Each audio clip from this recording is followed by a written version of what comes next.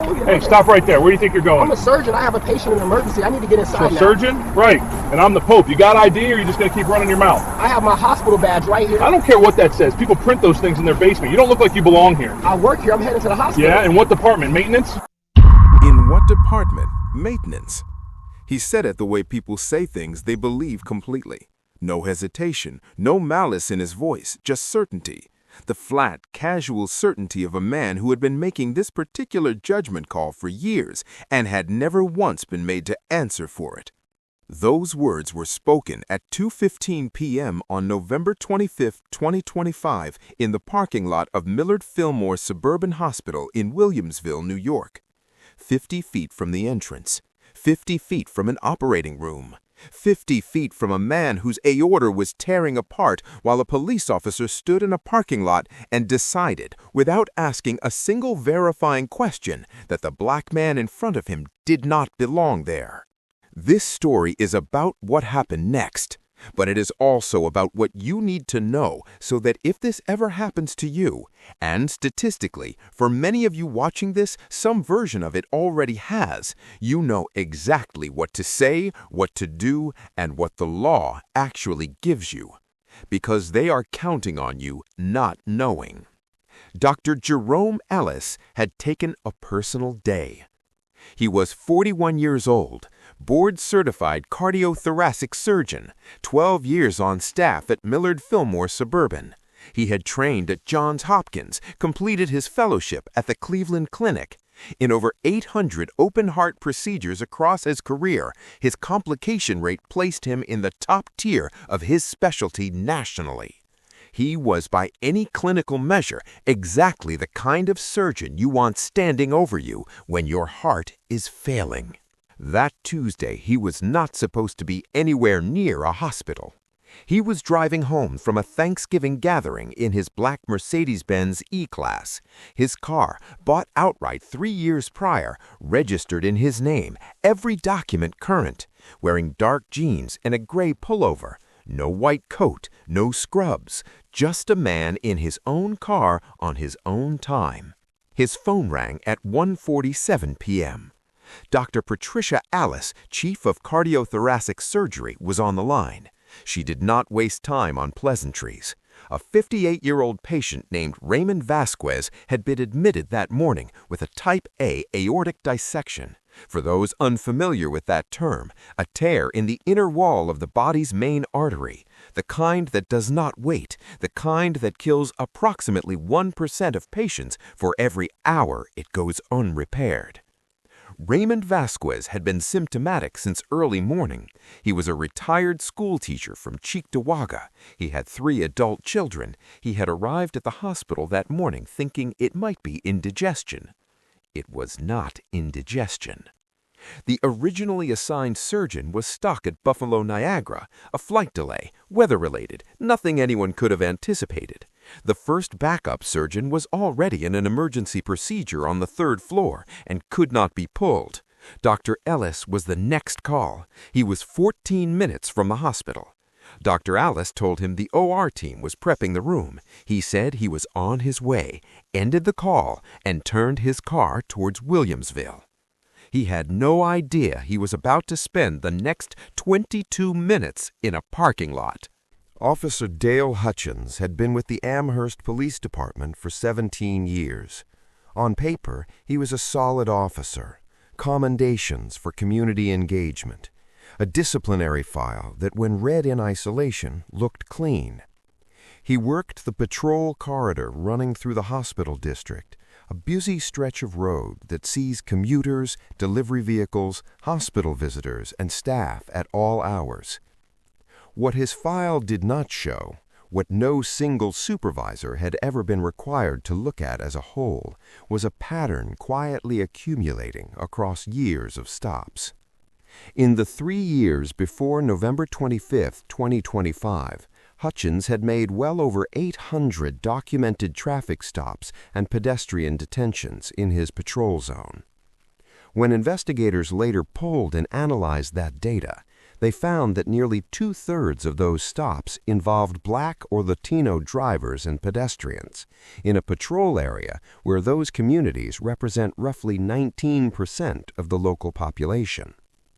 His rate of requesting consent searches from Black male drivers in late-model vehicles was nearly 4 times the departmental average, and the rate of those searches producing any actual evidence of criminal activity was effectively 0. 16 complaints had been filed against Hutchins over his career. 12 came from Black residents. All 16 had been marked unsubstantiated, each one reviewed individually, each one dismissed individually. Nobody had been required to look at all 16 at the same time and ask what the pattern meant. That is how these things survive for so long, not through conspiracy, through the simple bureaucratic habit of treating each complaint as its own isolated event, rather than as a data point in a picture that is only visible when you step back far enough to see the whole thing. On the afternoon of November 25, 2025, Officer Hutchins was parked near the main entrance of Millard Fillmore Suburban Hospital when a black Mercedes pulled into the adjacent parking structure and a black man in civilian clothes stepped out, moving with unmistakable urgency toward the hospital entrance. Hutchins got out of his patrol car. The Axon Body 3 footage, timestamp 14/15/07, date 2025-11/25, officer ID 4471, captures everything that follows with the flat, unedited clarity that Bodycam footage always delivers. No dramatic angles, no score, just 2 men in a parking lot and every word between them. Hutchins stepped into Dr. Ellis's path, not alongside him, into his path. "Hey, stop right there. Where do you think you're going?" Dr. Ellis stopped, hands visible, voice measured. Later, he would tell investigators that in the first 2 seconds he made a decision, the same decision black men in America make in encounters like this, the kind of decision that should not have to be made, but is constantly, quietly, at enormous personal cost. He decided to stay controlled. Not because he was not angry, because he understood, with the clarity of someone who had been in adjacent situations before, that anger in this particular context was a variable he could not afford. "I'm a surgeon. I have a patient in emergency. I need to get inside now." Hutchins looked at him, then at the Mercedes in the parking structure, then back at Dr. Ellis, a slow, deliberate look that had a verdict already assembled inside it before a single fact had been examined. A surgeon, he let the word sit there for a moment. Right, and I'm the Pope. You got ID or you're just going to keep running your mouth? Dr. Ellis reached toward the hospital badge clipped to his pullover, photo ID, his name, his photograph, his title, attending surgeon, cardiothoracic division, his department, all of it right there in Hutchins' direct line of sight. "I work here. I need to get inside now." Hutchins shifted his weight. "Right, and where exactly is your office? Because I've been on this post a while and I don't recognize you." Then, almost as an afterthought, the kind of thing someone says when they're not even trying to hide what they mean. "What is it you actually do here? Because you're not exactly dressed for surgery." Dr. Ellis told him again. Cardiothoracic surgeon, emergency procedure, patient waiting. Hutchins looked him up and down one more time. "Yeah, so what department did they call you in from? Maintenance?" He said it flatly, like it was a reasonable inference, like it cost him nothing. It would eventually cost Erie County $550,000. While this conversation was happening in the parking lot, Raymond Vasquez's blood pressure was falling on the 4th floor of Millard Fillmore Suburban Hospital. The dissection was progressing.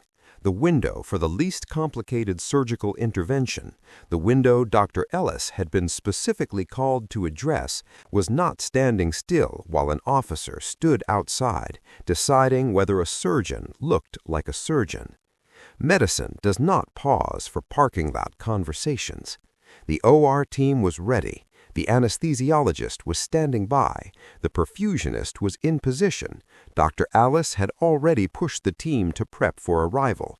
Everything was in place except the one person whose hands the procedure required. At 2:19 p.m., 4 minutes into the stop, Dr. Alice called Dr. Ellis's cell phone. He did not answer. He would later explain that reaching for his phone in that moment, with Hutchins already suspicious, already dismissive, already looking for justification, was a risk he could not take. He stood there and let it ring. At 2:24 p.m., charge nurse Angela Tran, who had been watching through the entrance glass for several minutes, walked outside.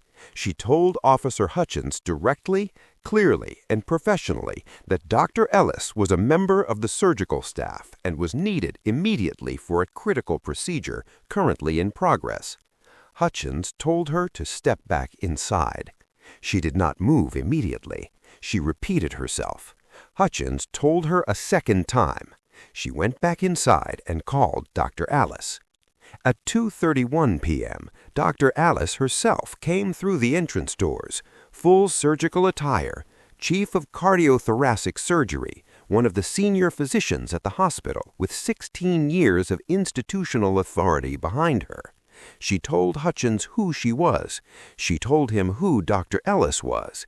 She told him there was a patient in critical condition who required immediate surgical intervention and that the surgeon capable of providing it was standing in this parking lot. Hutchins asked Dr. Alice for her identification. She provided it. He examined it. He asked her how long she had worked at the hospital. She answered. He asked her to describe Dr. Ellis's role in her department. She answered that, too, with the controlled patience of a woman who had spent a career navigating rooms that did not expect her authority. At 2:37 p.m., 22 minutes after the stop began, Hutchins stepped aside. He handed Dr. Ellis a written notice of detention, citing suspicious behavior near a restricted area. No apology, no acknowledgement, just a carbon copy form and 4 words, "You're free to go." Dr. Ellis walked into Millard Fillmore Suburban Hospital at 2:38 p.m. He was scrubbed in and at Raymond Vasquez's operating table by 2:54 p.m. Before we go further into what happened to Raymond Vasquez and what happened to Officer Hutchins, this is the section that matters for you personally. Because this story is not unique. Versions of it happen every day, and most people do not know what the law actually gives them in these moments. The first and most important thing to understand is the difference between a voluntary encounter and a detention. When an officer approaches you, on the street, in a parking lot, anywhere in public, you have the right to ask, "Am I being detained or am I free to go?" This is not aggressive. This is not obstruction. This is a legally protected request for clarification about your status in the encounter. The answer to that question determines everything that follows. If the officer says you are free to go, you may leave. If the officer says you are being detained, they have just triggered a constitutional standard they are required to meet. Under Terry v. Ohio, 392 U.S. 1, 1968, a lawful investigatory detention requires reasonable articulable suspicion of criminal activity, not a feeling, not an instinct, not the way someone is dressed or what car they are driving. The officer must be able to articulate a specific, observable fact that reasonably suggests criminal activity is occurring or about to occur. Hutchins could not meet that standard. He never tried. He made a decision about Dr. Ellis before he asked a single question, and then he stood in a parking lot for 22 minutes without once attempting to verify the information he had been given. What to say if you are stopped? Stay calm. Keep your hands visible. You do not need to announce that you are recording, but in New York State, recording an officer in a public space is your legal right. Start your phone's voice recorder or camera before you respond to anything if you can do so without escalating the situation. Say, "Am I being detained or am I free to go?" If detained, say, "I am exercising my right to remain silent beyond providing my name." In New York, you are required to provide your name during a lawful stop. You are not required to explain your income, your destination, your vehicle, or your profession. If an officer demands to search your vehicle or your belongings, "I do not consent to a search." Say it clearly, say it once. Under Florida v. Bostic, 1991, your refusal to consent to a search cannot itself be used as probable cause for the search. Document everything immediately after the encounter ends. Badge number, patrol car number, exact time and location, names of any witnesses. Write it down before you do anything else. Your memory is not evidence. Your documented contemporaneous account can be. File the complaint, even if you believe nothing will come of it, even if you have filed before and nothing came of it. Every complaint that is filed becomes part of a record. Every record that is built becomes part of a pattern. 16 people filed complaints against Dale Hutchins. Every single one was dismissed individually. Together, when someone was finally required to look at them all at once, they became the foundation that ended his career. The complaint you do not file is the data point that does not exist, and the data is the only thing the system cannot argue with. By the time Dr. Ellis reached Raymond Vasquez, the dissection had progressed beyond what the preoperative imaging had indicated. The additional progression, directly attributable to the 22-minute delay, required a more complex repair procedure than originally planned. Dr. Marcus Webb, a vascular surgeon who had been called as an emergency external consultant when it became genuinely unclear whether Dr. Ellis would arrive in time, remained in the OR as a second operator throughout the procedure. That is not standard. That is what happens when a situation has moved beyond the margins of the original plan. The surgery lasted 4 hours and 19 minutes. Dr. Ellis repaired the dissection. Raymond Vasquez survived. But survival is not the complete sentence. Vasquez spent 13 days in the ICU, longer than his preoperative prognosis had projected. He spent 8 weeks in cardiac rehabilitation instead of the anticipated 5. The additional surgical complexity resulting from the delay increased his long-term cardiac risk profile in ways that his physicians were honest with his family about. His recovery was real. His recovery was also harder than it needed to be. His youngest daughter, who had driven from Rochester when she got the call that morning, spent Thanksgiving in a waiting room.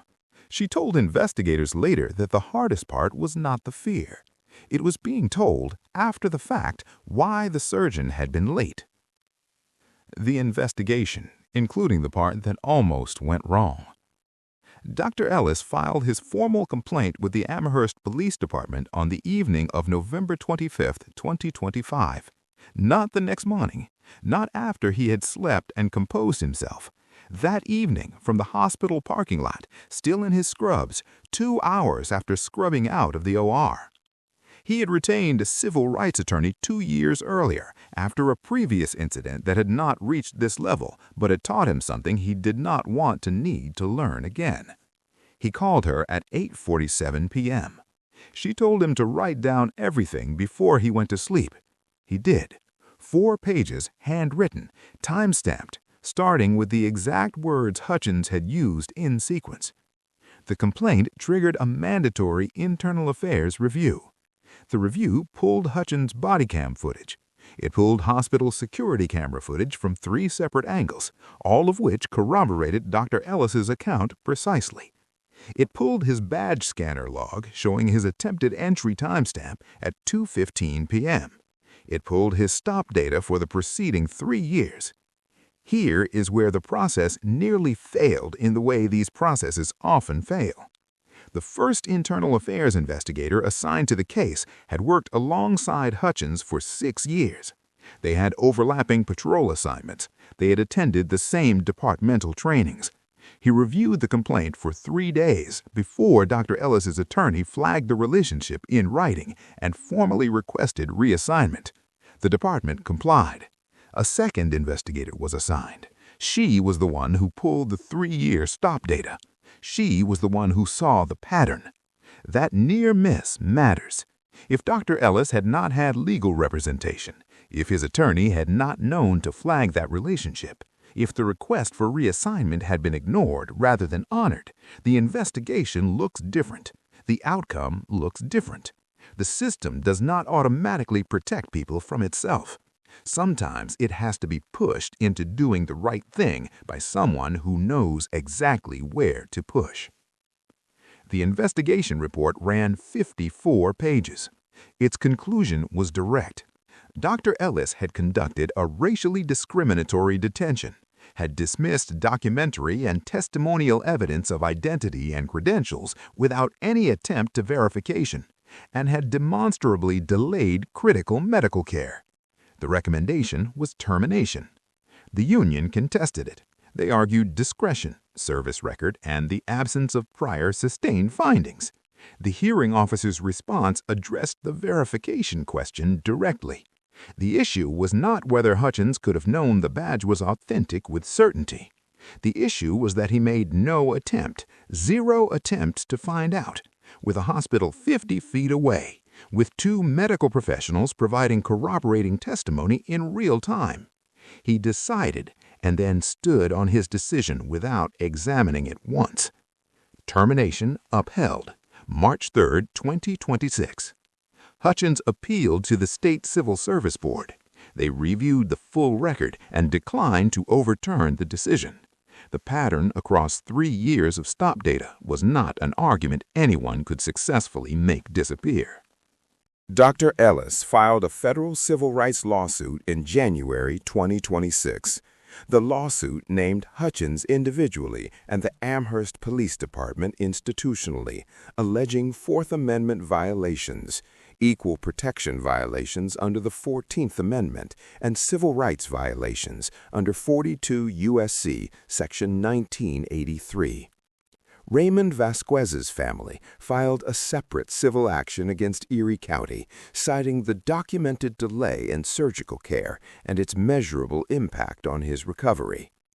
The Erie County Attorney's Office reviewed both cases in February 2026. They watched the Bodycam footage. They read the 54-page investigation report. They looked at the stop data. And then, as county attorneys always do, they calculated the risk of trial. A jury in Western New York would watch an officer tell a cardiothoracic surgeon he probably worked in maintenance. They would watch 2 medical professionals be dismissed and questioned. They would hear testimony about a patient whose recovery was extended and whose long-term cardiac risk was elevated because a surgeon spent 22 minutes in a parking lot. The county attorney's office did not want to find out what that jury would do. The settlement was reached on April 7, 2026. $550,000 paid by Erie County. The county denied wrongdoing, as county attorneys nearly always require. But the size of the settlement and the accompanying policy reforms said what the formal language would not. Real accountability rarely looks like an admission. It looks like $550,000 and a mandate to change how the department operates. The policy reforms included mandatory demographic logging for all stops, quarterly pattern review by a civilian oversight committee, a real-time credential verification protocol for hospital area detentions, and annual training on pretextual stops and constitutional limits of officer authority. In the first quarter after implementation, 2 other officers in the department showed stop patterns that warranted review. Both were placed under investigation. The work started by one complaint filed in a parking lot on a Tuesday evening by a surgeon still in his scrubs was not finished. It was, however, started, and that is the difference between filing and not filing. Dale Hutchins applied to 3 neighboring law enforcement agencies after his termination. None hired him. The reason code on his termination record, racially discriminatory conduct, pattern of pretextual stops, followed him through every background check. He now works in private security. He has told people he was forced out of law enforcement unfairly, that the data was manipulated, that one incident was used to erase 17 years of service. He has never publicly acknowledged that he made no attempt to verify Dr. Ellis's credentials. He has never addressed the stop data. The pattern he does not acknowledge is documented in a 54-page report that will be part of the public record for as long as records are kept. Dr. Jerome Ellis returned to Millard Fillmore Suburban Hospital. His practice continued. Raymond Vasquez completed his cardiac rehabilitation program and was cleared for normal activity in the spring of 2026. He sent Dr. Ellis a letter, handwritten, 2 pages, that Dr. Ellis keeps in his desk drawer, not framed on the wall, just there, where he can find it when he needs to. Dr. Ellis speaks at medical school orientations now. He tells the story plainly, without performance, the way surgeons describe procedures, in sequence, with precision, without sentimentality. He tells medical students to carry documentation everywhere, to know the 4 words that clarify their legal status in any police encounter, to record when it is safe, to file the complaint even when they are exhausted from just having to deal with the situation in the first place. He ends with something he said to a group of first-year residents at the University at Buffalo School of Medicine in January 2026, and which one of them wrote down and later shared widely. They are counting on you not knowing the law. They are counting on you being too busy saving lives to spend time documenting the people who threatened yours. The day you need to know your rights, you will not have time to learn them. Learn them now, because the patient on the other side of that door is counting on you to get there. The dismissed detention notice, the form Hutchins handed Dr. Ellis in the parking lot, the charge that was thrown out by a judge in under 3 minutes when it eventually reached court, sits in the top drawer of Dr. Ellis's desk at Millard Fillmore Suburban Hospital. Not framed, not displayed, just there. A reminder that the system does not protect you automatically, that it has to be pushed, that pushing it costs something, time, energy, emotional weight that does not show up in any settlement figure, and that the push is worth it anyway, not only for yourself, but for the 16 people whose complaints came before yours and were dismissed, and for the people who will come after you if nobody makes the pattern visible. Know your rights. Document everything. File the complaint. And if someone ever tells you that you don't look like you belong somewhere you have earned the right to be, stay calm, keep your hands visible, and ask them 4 words. Am I being detained? Everything else follows from there. If this story opened your eyes or gave you something you can actually use, share it. The more people who understand what the Constitution actually protects, the harder it becomes to violate. Stay informed. Know your rights. See you in the next one.